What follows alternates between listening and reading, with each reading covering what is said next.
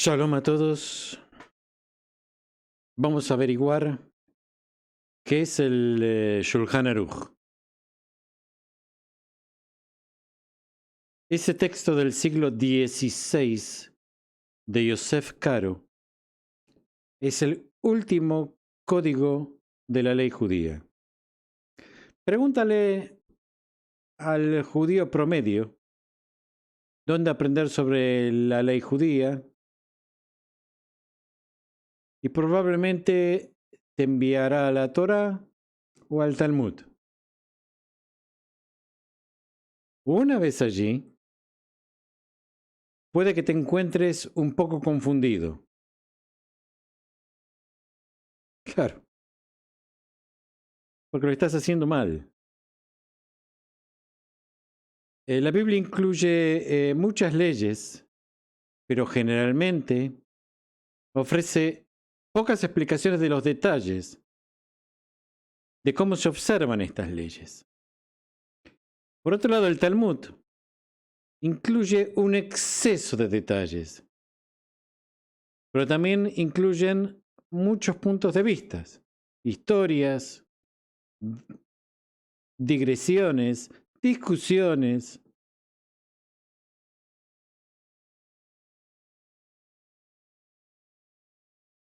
Entonces, evidentemente nos han mandado muy mal a ver dónde encontramos la ley.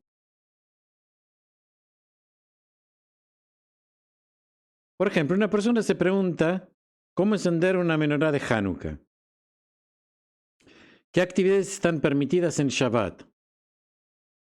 ¿Qué es lo que uno puede comer en Pesach?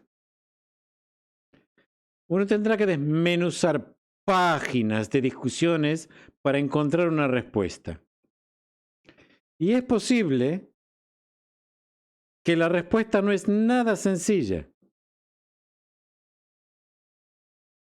Por eso, dada la complejidad del Talmud, los eruditos desde la época medieval han intentado codificar la ley judía en un formato de fácil acceso. En el siglo XII, Maimónides, el Rambam, compuso el Mishneh Torah, que es un resumen de las leyes relacionadas con todas las áreas de la vida judía. Ese trabajo, escrito en hebreo simple, está destinado a ser accesible para el judío promedio que no tiene las habilidades o la motivación muy importante para ponerse a estudiar al Talmud o acceder a buscar en el Talmud,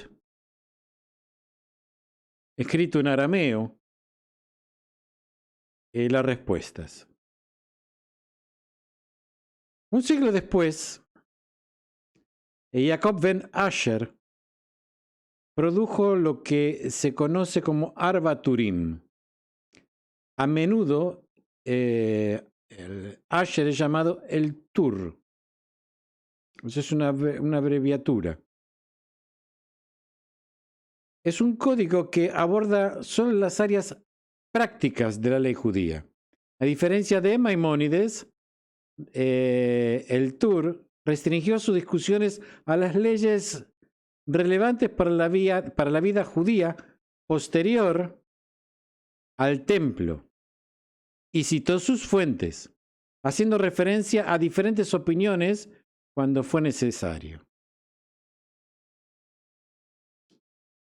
Inmediatamente después del Tur, el siguiente código legal judío influyente fue el Shulchan Aruch, literalmente la mesa puesta. Escrito por Yosef Karo, que vivió entre el año 1488 y 1575. Karo formaba parte de una familia sefaradí que fue expulsada de España en el año 1492. Tras la muerte de su padre, Caro fue adoptado por su tío, Isaac Caro, autor de un comentario sobre la Torá. La familia Caro finalmente se estableció en Safed, el área norte de Israel, donde estaba floreciendo el círculo místico de Isaac Luria. Tanto Luria como Yosef Caro pasaron a formar parte de esta comunidad mística. Hablaremos de esto un poco más adelante. Yosef Caro originalmente se propuso escribir un comentario sobre el Arba Turim del Tur, que citaría fuentes no mencionadas por Jacob ben Asher y que a menudo diferían de las conclusiones de Turim. Este comentario, llamado Beit Yosef, se lee como un conjunto de notas al pie de páginas de las declaraciones más concisas de la ley de Jacob ben Asher. En la introducción de esta obra, Caro explica que la expulsión de los judíos de España, atención, esto es muy importante, que después de la expulsión de los judíos de España y su posterior dispersión entre las comunidades ashkenazíes, esto había provocado confusión sobre las normas de observación sefaradíes. Los judíos a menudo encontraron que sus tradiciones heredadas diferían de las de los judíos ashkenazim, a cuyas comunidades se habían mudado, con el desmantelamiento de las comunidades sefaradíes.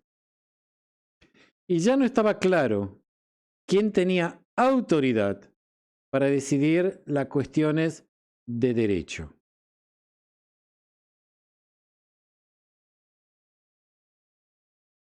Al presentar todas las fuentes conocidas sobre el tema, sobre cada tema en particular, Caro esperaba aclarar esta confusión.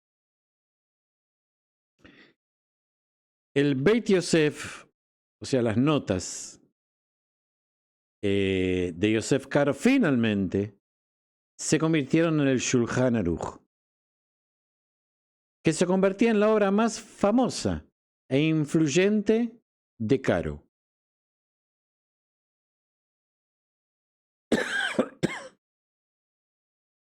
Originalmente pensada como una muleta para aquellos que no sabían lo suficiente como para leer el Beit Yosef, que era lo que el Arba Turim. El Shulchan Aruch pronto se convirtió en el código más importante de la ley judía. El formato del Shulchan Aruch es igual al del Arba Turim, o sea que se divide en 4 secciones. Dentro de cada una de estas 4 secciones se agrupan leyes sobre temas similares. Cada sección se divide en simanim, párrafos. Estos se dividen a su vez en seifim, subsecciones. Una cita del Shulchan Aruch, por lo tanto, podría leerse así: Hosen Mishpat 335 2.1. ¿Qué significa? Sección Hosen Mishpat, que es uno de los 4 libros. Simán 335, Seif 1. En general, el Shulchan Aruch presenta las leyes de formas sencillas, prácticamente sin discusión. Por ejemplo, las instrucciones de Caro para encender las velas de Hanukkah dicen: ¿cuántas velas se deben encender? En la primera noche uno enciende uno y de ahí en adelante se suma uno cada noche hasta que en la última noche son 8. Eso está en Orach Haim 671, 2. Fijarse que aunque el Talmud y otros textos anteriores incluyen otras tradiciones sobre los medios, Caro optó por presentar solo lo que él consideraba el procedimiento correcto para evitar confundir a los lectores. Aclaro que en el Shulchan Aruch dice, cuando está la halajá, y abajo dice, hay un simbolito, y abajo dice, hay otros que piensan de esta manera y explica la otra manera.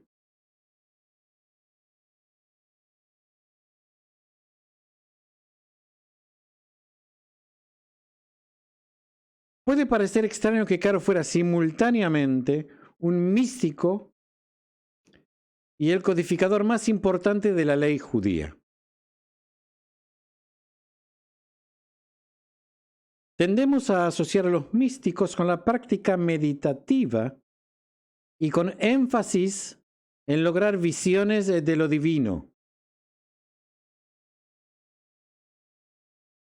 Cuando imaginamos un erudito legal medieval, podríamos evocar la imagen de un hombre muy serio que pasa sus días inclinado sobre un conjunto de libros mohosos. Sin embargo, dentro del contexto del círculo místico de Safed, la doble identidad de Caro tiene sentido. A ver si de una vez y por todas puedo explicar esto y que quede claro. Y vamos a destruir mitos o intentar destruir. Porque cuando un mito está muy aferrado es casi imposible, por más que se presenten evidencias lógicas. Si uno ve un caballo verde, lo va a seguir viendo verde, por más que uno le explique que los caballos verdes no existen. Veamos, para Isaac Luria y su escuela, el objetivo de la observancia religiosa era reunir las partes del ser divino que había sido dispersado como resultado de la desobediencia humana.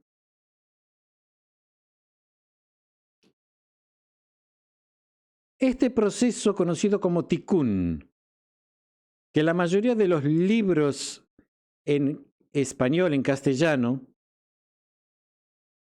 lo traducen como fijar. Tikkun viene del verbo letaken, es su infinitivo, letaken es su infinitivo y significa arreglar. Para poder hacer esto, se requería ante todo la práctica de las mitzvot. Luria y sus seguidores creían que el desempeño de cada una de las mitzvot, o sea, una mitzvah es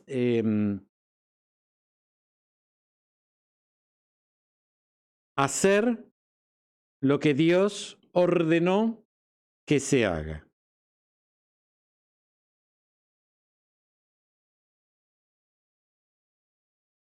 O sea que Luria pensaba que esto ayuda de alguna manera a unificar los diversos aspectos de Dios. Bien.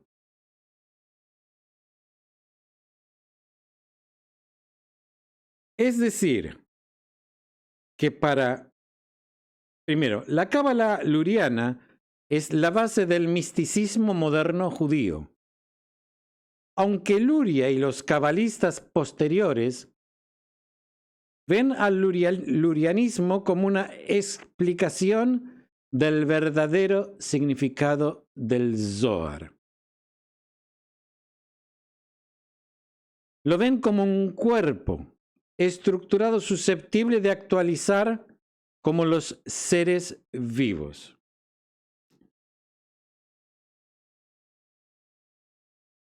Según Luria y sus seguidores místicos, el Shulchan Aruch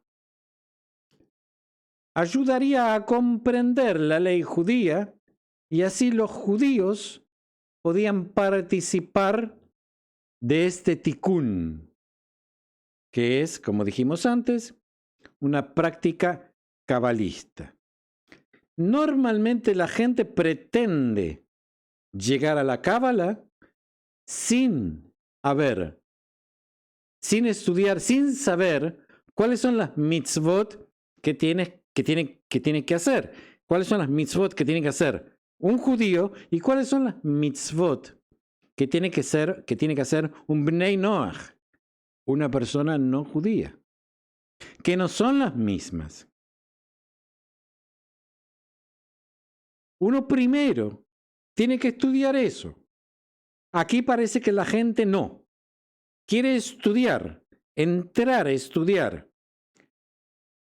¿Qué tiene que hacer sin haber hecho? Pues es como que alguien quiere aprender a correr si todavía no sabe caminar. Primero tiene que aprender a caminar. Entonces, según Luria, usando esta metáfora, el Yosef Karo lo que hace es enseña a la gente a caminar para que después pueda correr. Y ojo, uno puede correr. Eso no significa que pueda correr rápido. Utilizando la misma metáfora. En mi caso, yo todavía estoy aprendiendo a caminar. Por eso, nunca entro en temas que es de gente que corre.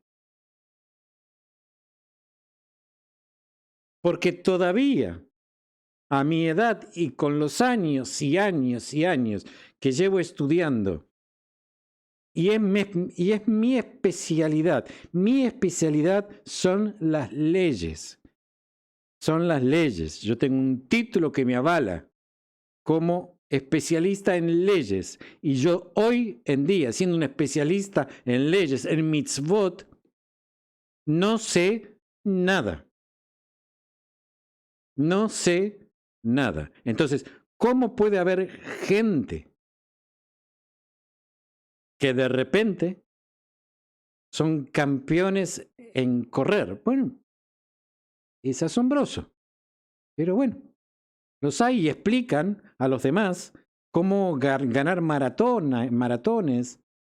Yo esto no lo logro entender. Y cómo la gente se mete en esto. Se mete y cree y no sé. En su mayor parte, las inclinaciones místicas de Caro no tienen casi efecto en sus decisiones legales.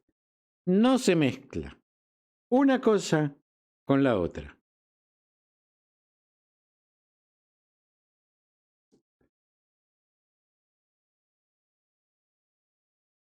Cuando Caro, terminamos con este tema de la mística, que ya espero que de una vez y por todas se haya entendido. Cuando Caro publicó el Bet Yosef, por eso el título está, que lo estás haciendo mal. Claro que lo estás haciendo muy mal, no mal, pésimo.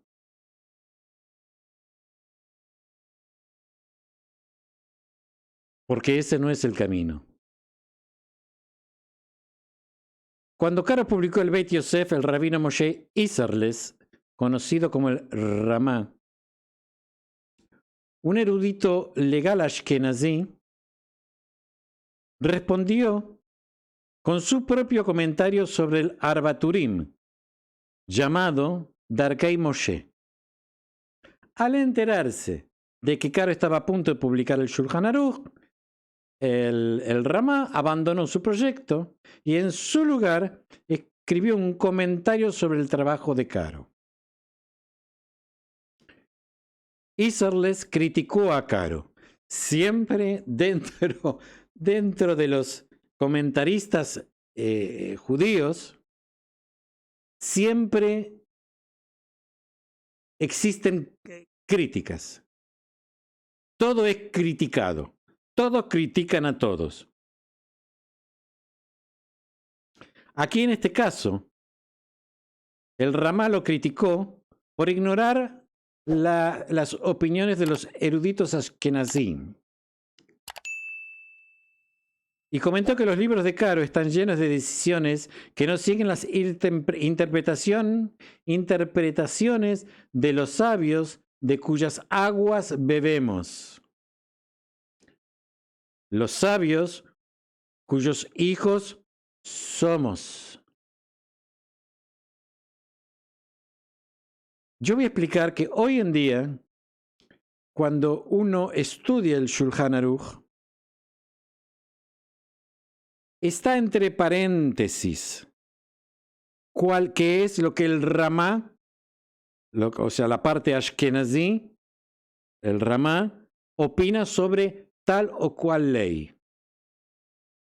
O sea, no es así como que el Shulchan Aruch es únicamente para los sefaradim. No, no. Está entre paréntesis lo que el Ramá opina. O sea que quien es sefaradí lo sigue como las leyes sefaradí, y quien es ashkenazí lo sigue de acuerdo al Ramá, que está dentro del Shulchan Aruch. No equivocarse. Por más que, en mi caso, yo leí simultáneamente el Shulchan Aruch, estudié el Shulchan Aruch y el Arbaturim del Tur. Simultáneamente.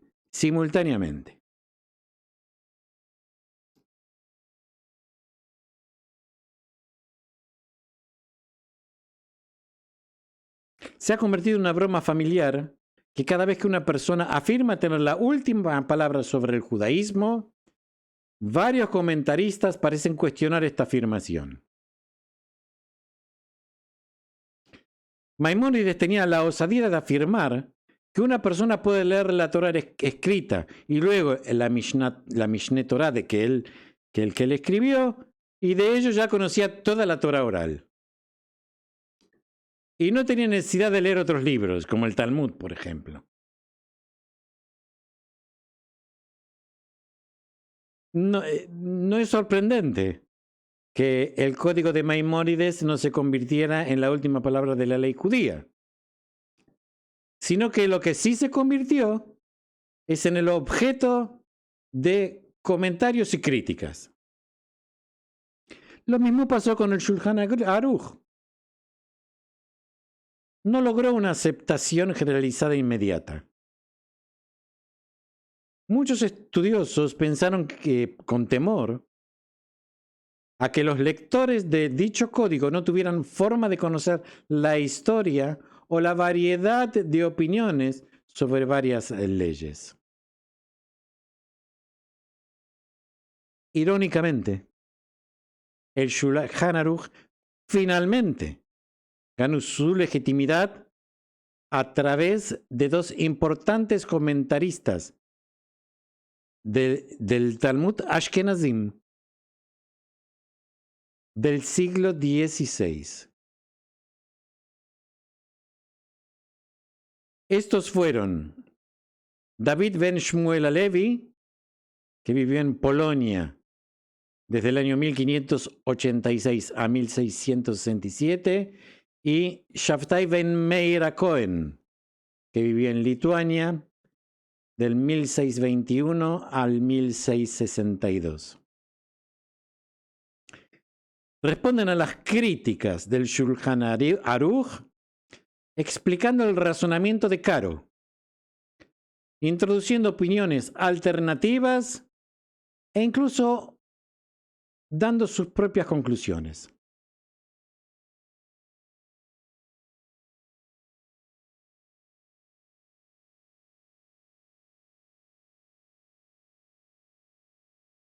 Hasta el día de hoy, el Shulchan Aruch sigue siendo el código más influyente de la ley judía. Los juristas contemporáneos pueden en ocasiones estar en desacuerdo con la conclusión de Caro, pero no pueden ignorarlo. La proliferación de comentarios sobre el Shulchan Aruch solo ha solidificado su posición central en el canon religioso judío. Casi 500 años después de que Caro produjera una obra destinada principalmente a aquellos que no pueden estudiar obras legales más complejas, como por ejemplo el Talmud. Su código se ha convertido en el principal libro de texto para todas las escuelas religiosas judías, yeshivot y koilelim tradicionales. Con esto se empieza a estudiar leyes. Shalom a todos, espero haber sido claro.